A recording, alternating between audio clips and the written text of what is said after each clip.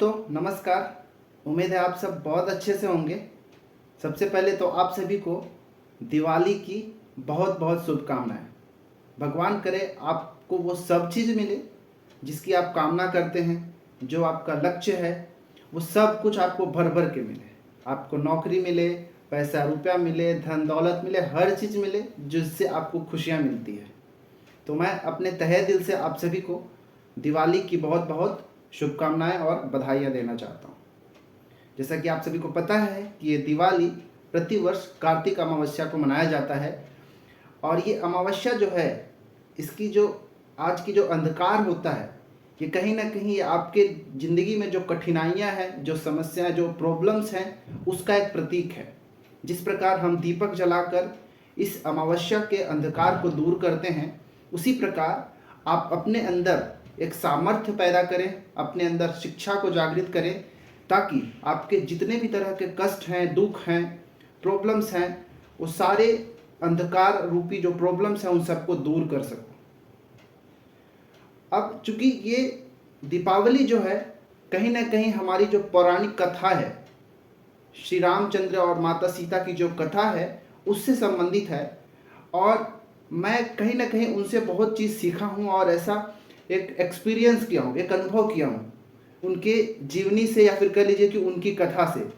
आप सभी को भी इसकी जानकारी तो है ही, लेकिन फिर भी मैं दो तीन ऐसी उनकी घटनाएं हैं, रामायण की कह लीजिए या फिर श्री रामचंद्र जी के जो जीवन से दो तीन महत्वपूर्ण घटनाएं, हालांकि घटनाएं तो बहुत सारी हैं, परंतु वो तीन चार घटनाएं ऐसी कौन कौन सी है जिससे हम कुछ सीख सकते हैं।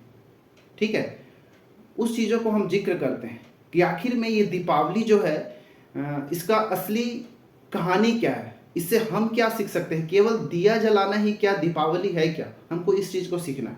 हालांकि मैं उतना बड़ा विद्वान और उतना बड़ा दर्शन शास्त्री या फिलोसफर तो नहीं हूँ जो मैं इन घटनाओं को उतना ज़्यादा एक्सप्लेन कर सकूँ, परंतु मैं अपने हिसाब से जो इसको समझता हूँ उसको मैं आपको एक्सप्लेन करने की कोशिश करता हूँ। अगर सहमत हो तो एक बार वीडियो को लाइक कर दीजिएगा।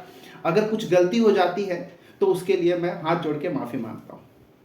देखिए, बस बेसिक चीज़ हमको यहाँ दो तीन घटना है उसको समझना है। जैसे कि राम सीता का जो विवाह है, हम उससे क्या सीख सकते हैं, और राम भगवान या और माता सीता और श्री राम जो है वनवास जाते हैं, उनसे क्या सीख सकते हैं, सीता हरण से क्या सीख सकते हैं। ये तीन चार ऐसी घटनाएं हैं जिससे मैं लिंक करके बताऊंगा कि हम अपने ज़िंदगी में इनसे क्या सीख सकते हैं। हमारा जो अभी स्ट्रगल चल रहा है, हमको जो नौकरी चाहिए, फ्यूचर अच्छा बनाना है, इन सबको हम कैसे लिंक कर सकते हैं, इससे मैं इस चीज़ को बताने की कोशिश करूंगा। ठीक है, अगर आप सहमत होंगे मेरी बातों से तो प्लीज़ एक बार कमेंट करके ज़रूर बताएंगे कि सर आपने बिल्कुल सही तरीके से लिंक किया है। ठीक है, तो देखिए, पहली बात तो हम एक दो चीज़ यहाँ पे क्लियर करना चाहूँ कि जैसे कि हमारी जो पौराणिक कथा है, श्री राम कथा, रामायण कह लीजिए, वाल्मीकि रामायण, उसके हिसाब से हम ये मान के चलते हैं कि जो प्रभु श्री राम हैं, ठीक है, वो भगवान विष्णु के अवतार है, ऐसे माने जाते हैं। और जो माता सीता हैं वो लक्ष्मी के अवतार है। ठीक है, इतना तो बेसिक चीज़ें सब जानते हैं। और जो श्री राम हैं उनको एक मतलब जो भगवान विष्णु है उनके पास एक सामर्थ्य है, ये ताकत है। ठीक है, और माता सीता जो लक्ष्मी के अवतार है वो धन दौलत है। ये बेसिक चीज़ है, हम ये सभी मान के चलते हैं।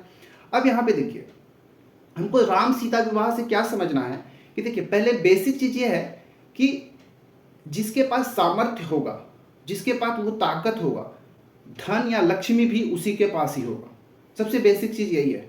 ठीक है, क्या बोल रहा हूँ कि जिसके पास सामर्थ्य होगा, जिसके पास ताकत होगा लक्ष्मी को या धन को रखने का, उसी के पास ही लक्ष्मी जाएगी, उसी के पास ही धन जाएगी। ये सबसे बेसिक फंडामेंटल चीज़ है। मतलब कहने का मैं ये बताना चाह रहा हूँ कि जो प्रभु श्री राम थे, ठीक है, उनके पास पहले क्या था, वो सामर्थ्य अपने अंदर जागृत करते। हालांकि वो भगवान विष्णु के अवतार जरूर थे, लेकिन जब वो मानव रूप में थे तब उन्होंने क्या किया, अपनी शिक्षा से, अपने व्यवहार से उन्होंने अपने अंदर एक सामर्थ्य जागृत किया, अपने अंदर एक सामर्थ्य बनाया। ठीक है, तब जाके वो क्या करते हैं, धनुष तोड़ते हैं और माता सीता जो कि स्वयं लक्ष्मी के अवतार हैं, धन के अवतार हैं, उससे वो धनुष तोड़कर अपने सामर्थ्य का पता देते हैं और उनसे विवाह करते हैं। इसका मतलब यही हुआ कि जहाँ पर सामर्थ्य होगा, जहाँ पर ताकत होगी, जहाँ पर क्षमता होगी लक्ष्मी को रखने की, लक्ष्मी भी, धन भी उसी के पास जाएगा।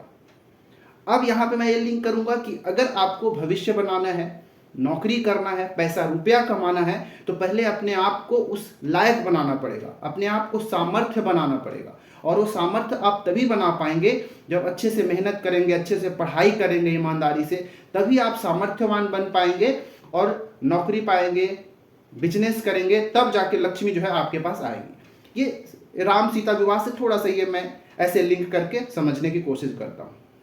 ठीक है, ऐसा नहीं कि जो दिवाली है वो पहले नहीं मनाया जा सकता था, लेकिन ये दिवाली कब मनाते हैं? जब राम और सीता वनवास से जब वापस अपने घर को आते हैं, तभी ये दिवाली क्यों मनाया गया?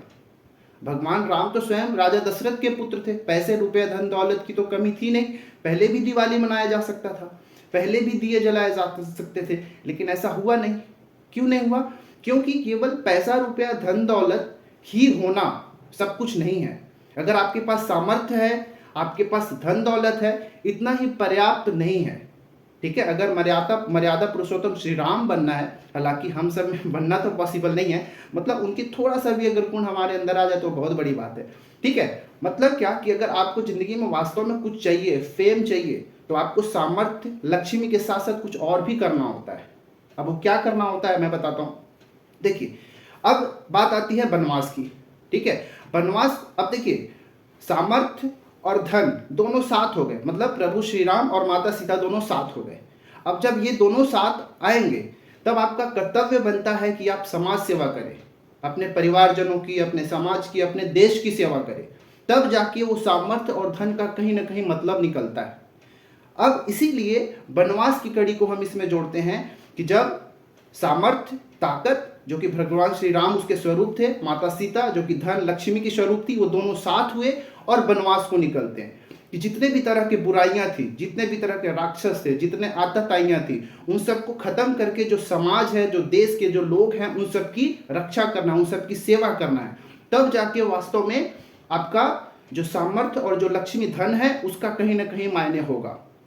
ठीक है, ये हमारा कर्तव्य बनता है। अब जब आप अपना पढ़ लिख के, जब आप समर्थवान बन जाएंगे, जब आप नौकरी मिल जाएगा, ठीक है, आप धन दौलत आपके पास आ जाएगा, जब दोनों चीज हो जाएगा, अब इसका मतलब ये नहीं कि आप अपने अपने में खुश रहे, मौज मस्ती करें। आपका कुछ कर्तव्य बनता है, आपके परिवार के लिए, समाज के लिए, देश के लिए, सभी के लिए कुछ ना कुछ कर्तव्य बनता है। उन कर्तव्यों का भी आपको वहन करना है, तब जाके वास्तव में इन सब का आपके लाइफ में कुछ वैलिडिटी होगी, मतलब कुछ वैल्यू होगा। तो हमने वनवास को ऐसे लिंक किया। उम्मीद है आपको समझ में आ रहा होगा कि मैं क्या बताना चाह रहा हूँ, क्या कहना चाह रहा हूँ। इसके बाद अगली कड़ी में ये क्या होगा कि अब राम और सीता का बिछड़न होगा। अब उसका क्या मतलब हुआ, उसको मैं ऐसे लिंक करूंगा कि जो अगर लक्ष्मी है, जो धन है, वो गलत हाथों में चला जाए तब क्या होगा। अब हुआ वही कि वनवास के दौरान माता सीता जो थी वो प्रभु श्री राम से दूर हो जाते हैं, रावण उनको हरण करके ले जाता है। अब इससे हम ये समझ सकते हैं कि रावण को वो अत्याचारी मान लेते हैं, वो बुराई मान लेते हैं, वो गलत इंसान मान लेते हैं, जिसके हाथ में धन लक्ष्मी जो है चला जाता है। ठीक है, क्योंकि हमने तो यही देखा कि माता सीता जो है वो स्वयं लक्ष्मी के अवतार है, धन के अवतार है। अब जो रावण के पास वो चला गया। अब रावण के पास जब गलत हाथ में ये धन दौलत चला जाएगा तब क्या होगा, रावण का विनाश होना तो तय था। ठीक है, क्योंकि जब गलत इंसान के हाथ में जब लक्ष्मी चली जाएगी तब उसका विनाश होगा ही। वो खुद का विनाश तो करेगा ही, अपने पूरे देश का ही विनाश कर देगा। रावण ने भी वही किया। ठीक है, और रावण स्वयं ही एक विद्वान पंडित था। तो जब भी विद्वान पंडित था उसके बावजूद भी क्या हुआ, जैसे ही लक्ष्मी जो है गलत हाथ में जाएगी उसका बुद्धि भ्रष्ट हो जाएगा और विनाश काले विपरीत होना शुरू हो जाता है।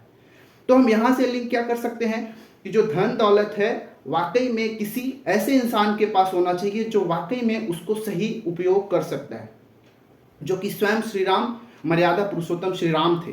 वही, क्योंकि अपने मर्यादा में रह के अपने उच्च विचारों से उस धन का सही इस्तेमाल कैसे करना है वही एक इंसान सीख पाएगा, जान पाएगा, जो वास्तव में एक अच्छा इंसान होगा, जो मर्यादा को समझता होगा। रावण उस चीज को समझा नहीं। अब उसको हम प्रेजेंट सिनारियो से ये जोड़ सकते हैं। हम ये मान के चलते हैं कि मान लो कोई आतंकवादी है, आतंकी, बहुत सारे आतंकवादियों का एक गुट है। अब उनके पास दुनिया के मोस्ट ऑफ इकोनॉमी जो है, धन उनके पास चला जाए तो क्या होगा, पूरे विश्व का विनाश हो जाएगा। इसीलिए धन का, लक्ष्मी का एक सही इंसान के पास, ठीक है, एक सामर्थ्यवान जो उसका सही उपयोग कर सकता है, उसी के पास रहना बहुत जरूरी है। तो अभी तक हमने क्या देखा कि सामर्थ्य और धन एक साथ होगा, ठीक है, मतलब श्री राम और माता लक्ष्मी एक साथ होंगी। अगर वो गलत जगह जाएगा तब क्या होगा, सामर्थ्य और जो धन है उसका सही उपयोग कैसे करना, हमने इतना चीज सीखा। अब ये सारा चीज जब हो जाएगा और वापस में से भगवान श्री राम जब माता लक्ष्मी से, माता सीता से वापस उनको लेकर आएंगे, जो अत्याचारी रावण था उसको मारकर वापस से अपने सामर्थ्य से जब माता सीता को अर्थात धन को अपने पास जब लाएंगे, ठीक है, तब जाके वापस से वो दिवाली मनेगी। ठीक है, मतलब दिवाली मनाने के लिए, वो खुशी पाने के लिए, वो सारा चीज हुआ अभी तक स्टोरी में हुआ। अब माता सीता जब वापस आती हैं, तो माता सीता राम के साथ वापस आ जाती हैं। इसके बाद ये सब के सब कहाँ जाएंगे, अयोध्या जाएंगे।